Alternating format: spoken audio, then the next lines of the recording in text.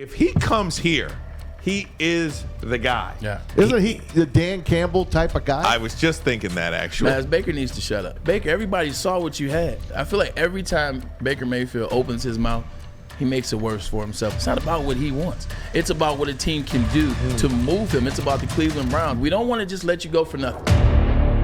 There's this Baker Mayfield stuff out there Yeah. that, Braylon, you've been talking about for weeks now. Maybe, actually since the day that Cleveland signed Deshaun Watson. Right. Baker Mayfield was made available, and you have been pretty adamant about the fact that you think the Lions are getting in on that. Yeah, I think it was one of those situations where, you could see Dorsey, he was here, Baker was there trying to have that conversation. Dorsey was in Cleveland when they drafted Baker Mayfield. He's the guy that's high on Baker Mayfield. Baker Mayfield, we saw last year. Baker's had 2 good years, he had 2 bad years.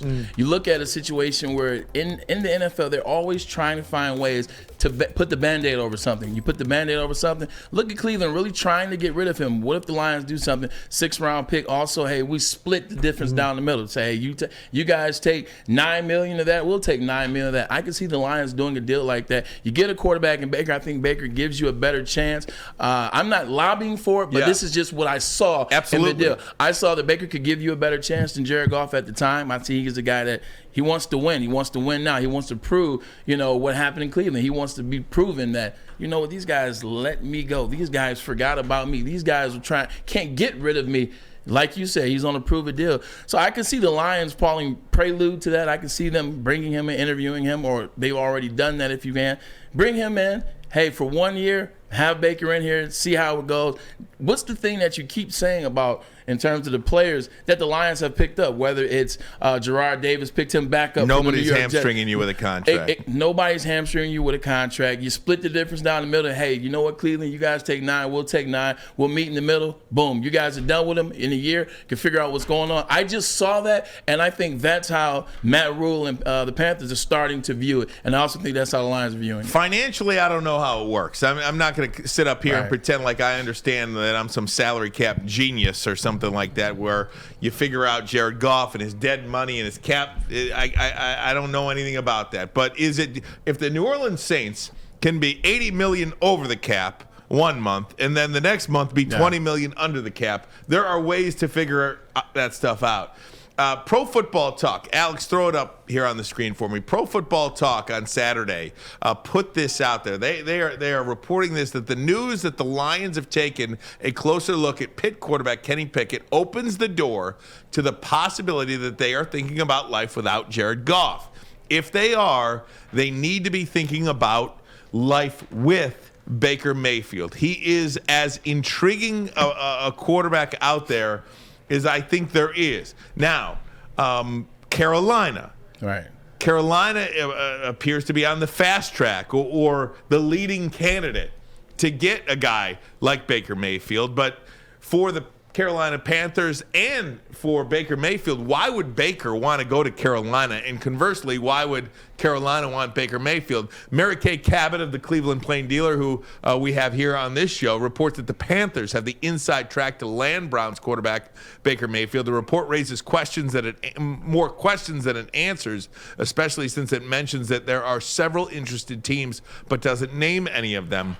One of the things about Baker Mayfield, why would he want to go to a situation that the program is on their 5th different offensive coordinator? That's just it. In the last 5 years. He's used to it. They're on a head coach with that's on the hot seat. He don't want to go. But that's Carolina. But that's just it, man. That's just it, Ryan. It's not about what Baker wants. Baker doesn't have a no trade clause. Those are only 4 of those deals listed, and 3 of them used it already. He doesn't have one of those. It's not about what he wants. It's about what a team can do to move him. It's about the Cleveland Browns. Can we move you? We want to move you. We don't want to just let you go for nothing.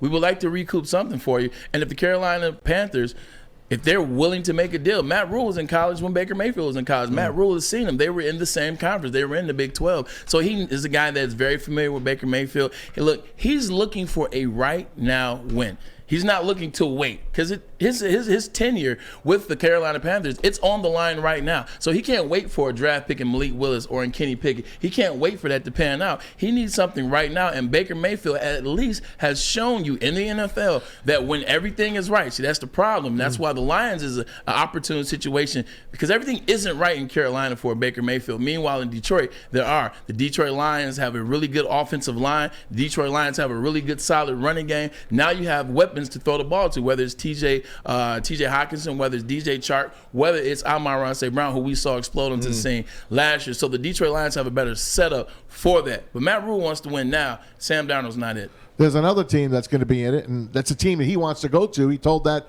podcast last week that we had him on. We played for you. It's the Seattle Seahawks. The Seattle Seahawks are looking for a quarterback, too. They have Drew Lock and the number 9 pick. So let's see how it all shakes out. Don't forget Geno Smith. Yeah, they got Geno Smith as well. So who knows what the heck's going to happen.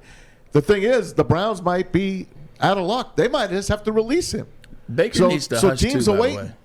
Maz, Baker needs to shut up. Do you agree with me on that? I feel like every time Baker Mayfield opens his mouth, he makes it worse for himself. I'm watching the interview, I'm watching the podcast, and he's still steadily trying to shift blame to Cleveland. Well, and do you blame him? I understand. 4 coaches? I understand.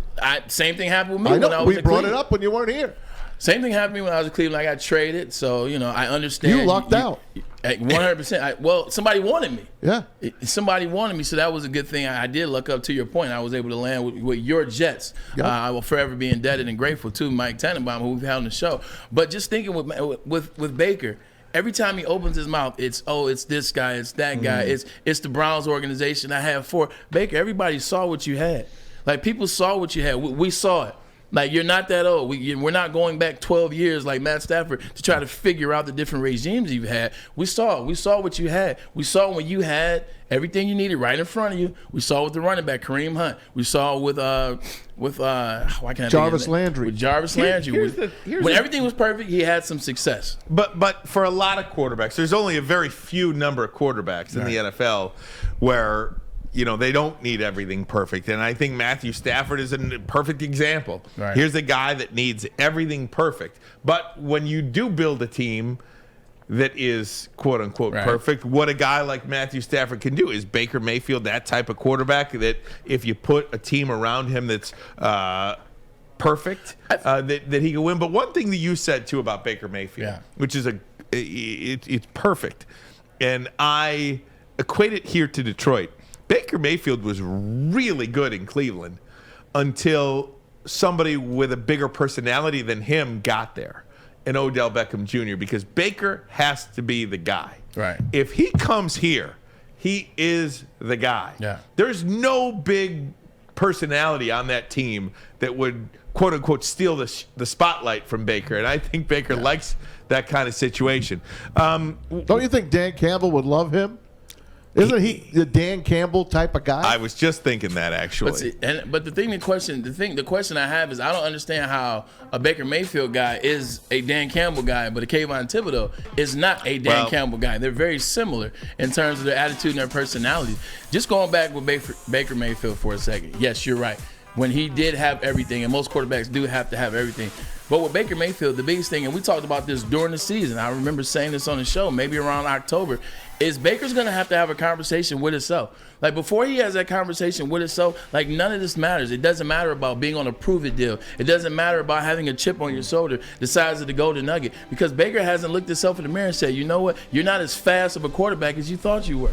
Your arm isn't as big as you thought it was. You're not as tall as you think you are. And you're not as good of a quarterback as you are. Now, Baker has skill. Baker can play, and Baker's a guy that can win games in this league. But he's got to have a conversation with himself, because before he does, he will not be the quarterback that can help any team in the NFL.